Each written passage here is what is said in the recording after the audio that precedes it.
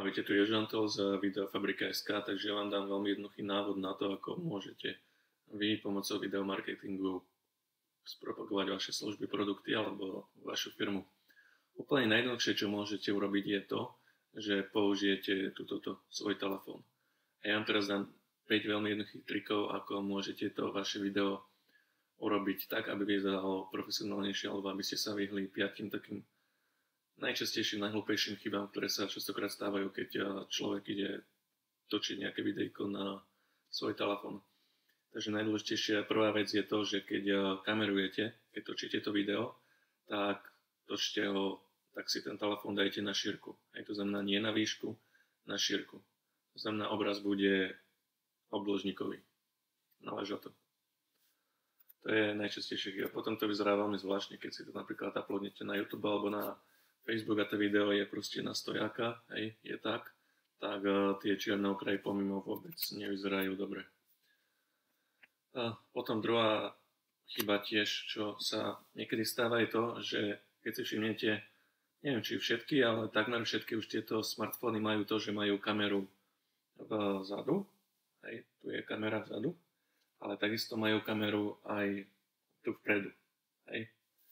A vždy kamera, čo je vzadu, alebo takmer vždy, kamera, čo je vzadu, má oveľa vyššie rozlíšenie a oveľa kvalitnejšie videá s ňou natočíte, ako s tou kamerou, čo je vpredu.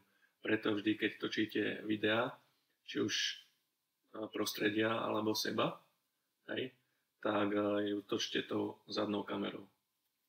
Predná je nízka kvalita, je slabé rozlíšenie, zadná je oveľa lepšie, oveľa kvalitnejšie to video bude vyzerať. OK, to bolo.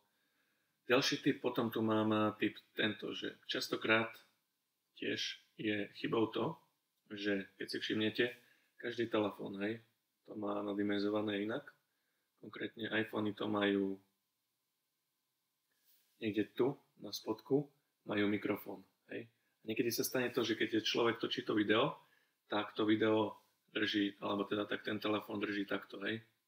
Chyba, pretože tým pádom máte prst na tom, hej, máte prst na mikrofóne a tým pádom vás nebude skoro vôbec počuť. Takže dajte si pozor aj na to, že keď už budete točiť vašim telefónom, tak si popozrite, že z ktorej strany má mikrofón a keď už to video budete točiť, tak si dajte pozor, aby ste tam nemali prst alebo nejakú inú časť tela, hej, aby ten zvuk bol čo najlepší, keď už má ísť do toho mikrofónu. OK, ďalší tip.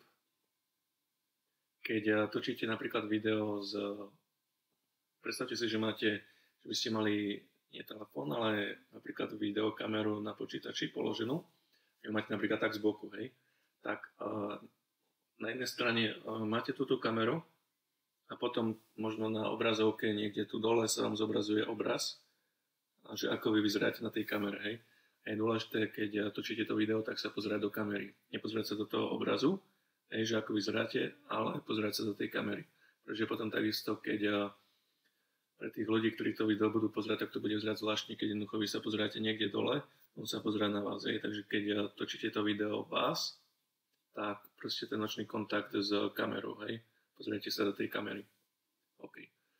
A posledný tip, taký bonusový, je ten, že častokrát, keď točíte to video, tak na začiatku ešte, kým si tú kameru pripravíte, hej, začnete točiť, na konci tiež, kým to vypnete a tak ďalej, hej, a potom idete to video uploadnúť napríklad na YouTube alebo na Facebook, tak je dôležité urobiť to, že na začiatku aj na konci, nejakých pár sekúnd na začiatku aj na konci to proste vystrihnúť, hej. YouTube má veľmi jednoduchý editor videí, myslím, že aj Facebook to už také má, že len tú prvotnú časť, ten začiatok, kým ešte proste sa vám ruka trasie, alebo kým proste hľadáte sa záber, kým to tak nastavujete, tak tú časť vystrihnete a začnete tým, keď už naozaj hovoríte, alebo máte nejaký záber, keď už je to proste kľudné. A takisto na konci, hej, keď už s tým telefónom tamto vypínate, alebo niečo, hej, tak opäť tú časť proste vystrihnete, niekde tam proste len pekná, jednoduchá video scenéria, či už vás, alebo nejakej scény, hej, ktorú chcete natočiť, alebo vášho produktu. Dobre, takže toľko táto časť a teraz ešte vám